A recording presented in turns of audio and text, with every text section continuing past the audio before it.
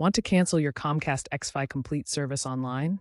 It's now easier than ever. First, log into your XFi app or Comcast.com's My Account. Navigate to the Account section, then Billing and Payments, and finally select Cancel Service. Choose XFi Complete and provide your reason for cancellation. The key is to remove any add-ons like XFi Pods directly through the Add-ons section by toggling them off. This triggers automatic refunds for any unused periods. Finally, schedule your equipment return, routers, pods, via the portal. Comcast will provide a prepaid shipping label. Always confirm your cancellation and download the confirmation email for your records.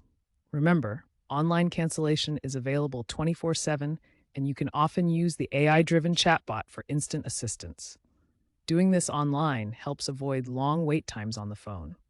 Canceling mid-contract may incur prorated fees, so try to align your cancellation with your contract renewal date. Watch out for hidden service transfer charges if switching providers. Negotiate waivers via chat. When returning equipment, do so within 14 days to qualify for full refunds. Inspect the equipment for any damage to avoid deductions. Comcast now provides an equipment inspection guide online to help with this. If you lease the equipment, non-return leads to fees.